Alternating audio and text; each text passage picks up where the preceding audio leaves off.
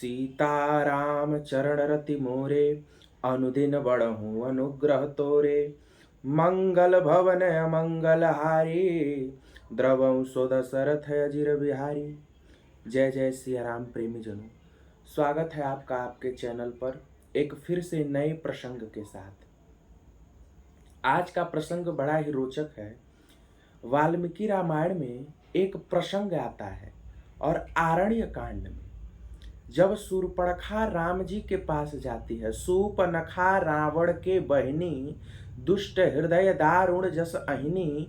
पंचवटी सो गई एक बारा, देख बिकल भई जुगल कुमारा। शूर्पणखा जाकर के राम जी से कहती है कि हे राम जी, तुम सम पुरुष नमो सम नारी, और यह संयोग विधि रचा विचारी। शूर्पणखा राम जी के पास जाकर कहती है कि आप जैसा पुरुष नहीं और मुझ जैसी नारी नहीं, यह संयोग विधि रचा विचारी। राम जी बोले, देखो हमारा विवाह हो चुका है और सीताई चिताई कहीं प्रभु बाता, अहि कुंवार मोर लघु भ्राता। लक्ष्मण के पास जाओ, वो कुंवारा है, शायद हो सकता है वो विवाह कर ले। तो शूर्पणखा गई लक्ष्मण जी के पास। तो लक्ष्मण जी ने शूर्पणखा से कहा कि शूर्पणखा, देखिए वाल्मीकि रामायण के आरण्य कांड का श्लोक है।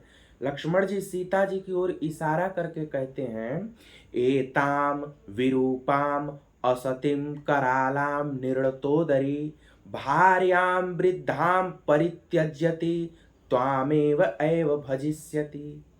लक्ष्मण जी कहते हैं कि हे शूर्पणखा सुनो, जाओ राम जी के पास एक बार और राम जी तुम्हारा प्रस्ताव जरूर सुनेंगे। क्यों? क्योंकि ये जो उनकी पत्नी जानकी है, जगदम्बा जानकी हैं, सीता जी हैं, विरूपाम, इनका रूप अच्छा नहीं है। असतिम, ये पतिव्रता नारी नहीं है। कराला, इनका रूप बड़ा विकराल है। निर्णतोदरी, निर्णतोदरी मने जिसका पेट नगाड़े के समान हो उसे निर्णतोदरी कहते हैं। तो सीता जी का पेट तो नगाड़े के समान है, निर्णतोदरी। और इतना नहीं कहा, लक्ष्मण जी बोले भार्याम वृद्धाम, सीता जी तो बहुत बूढ़ी हो गई हैं, जाओ राम जी से कहो भार्याम वृद्धाम परित्यज्यति, वो अपनी बूढ़ी भार्या को त्याग करके और त्वामेव एव भजिष्यति, मन तुम्हारा ही वर्ण करेंगे। अब संतों ने विचार किया कि जो लक्ष्मण जी सीता जी को अपना आदर्श मानते हैं, सीता जी उनकी माँ है, सीता जी लक्ष्मण जी की माँ है, माँ मानते हैं।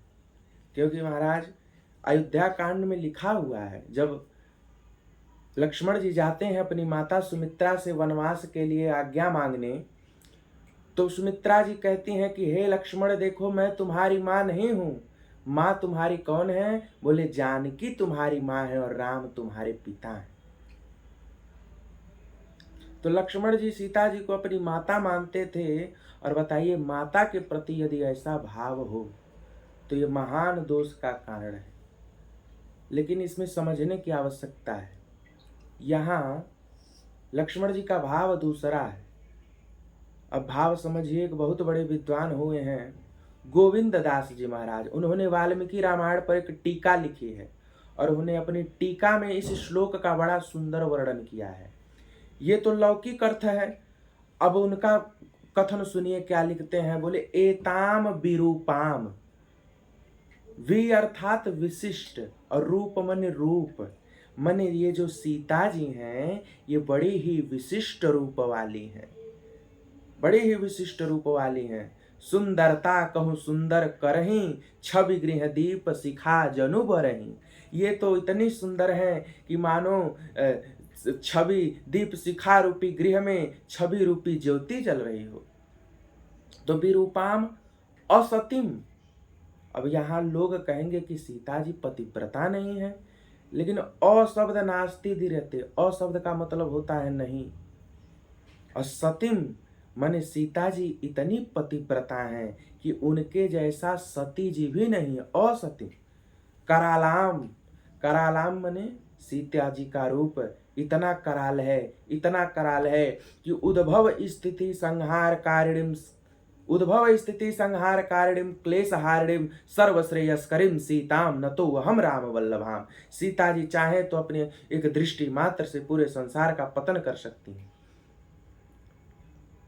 सीता जी के रोम रोम से करोड़ों उमा रमा ब्रह्माणी निकलती हैं। अगणित उमा रमा ब्रह्माणी उपजहि जासु अंश गुण खानी, भ्रिकुटी विलास जासु जग होई, राम बाम दिशि सीता सोई। माने सीता जी के एक भौहें के इशारे मात्र से स्थिति में प्रलय हो सकता है। उद्भव स्थिति संहार कारिणी। इसीलिए करालाम, सीता जी का रूप क्या है? करालाम निर्णतोदरी। निर्णतोदरी माने जिनका पेट नगाड़े जैसा हो। अब यहाँ भाव दूसरा है। सीता जी का जो उदर है वो इतना बड़ा है, इतना बड़ा है कि पूरा संसार उनके उदर में समाहित हो सकता है, और हम सब सीता जी के पुत्र हैं, इसीलिए निर्णतोदरी। और दूसरा श्लोक का पंक्ति यह है कि भार्याम वृद्धाम। लक्ष्मण जी कहते हैं कि ये सीता जी बूढ़ी हो गई हैं। परित्यज्यति त्वामेव एव भजिष्यति। हे शूर्पणखा, जाओ राम जी से कहो वो ऐसी बूढ़ी भार्या को त्याग करके त्वामेव एव भजिष्यति, तुम्हारा वरण करेंगे। ऐसा क्यों कहा? बोले यहां पर काक भेद है। काक, काक भेद किसे कहते हैं? शब्द वही रहता है लेकिन स्वर के बदलने से अर्थ में बदलाव आ जाता है। ऐसे भेद को काक भेद कहते हैं। जैसे मान लीजिए कोई प्राणी जा रहा हो, कोई जा रहा हो तो हम क्या कहेंगे? वो जा रहे हैं, ये बात निश्चित है, वो जा रहे हैं। लेकिन यदि प्रश्न पूछना हो तो क्या कहेंगे? वो जा रहे हैं।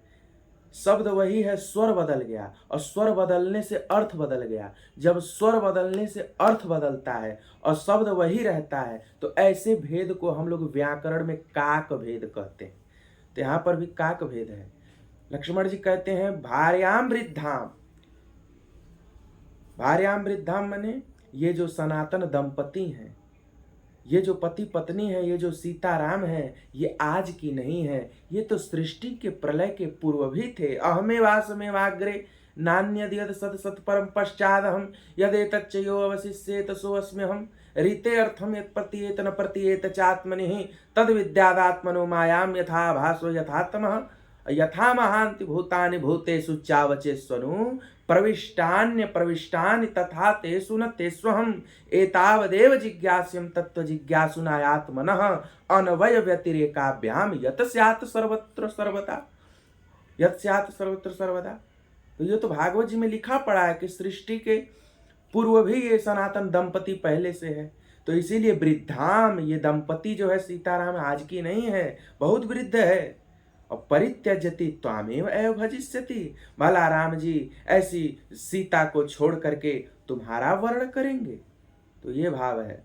और शूर्पणखा जा करके राम जी से कहती है अवष्टभ्य नमामि तव बभूमन्य से। हे राम, तुम कहो तो हम तुम्हारी सीता का भक्षण कर लेंगे। अवष्टभ्य नमामि तव बभूमन्य से। तब राम जी ने लक्ष्मण जी की ओर इशारा किया। तब लक्ष्मण अति लाघव सो नाक कान बिनु कीन है, और ताके कर रावण कह मनौ चुनौती दीन है। नाक कान बिनु भई विकरारा, जनुस्त्र सह लगे रुके धारा। तो ये भाव है इस श्लोक का। जय श्री सीताराम।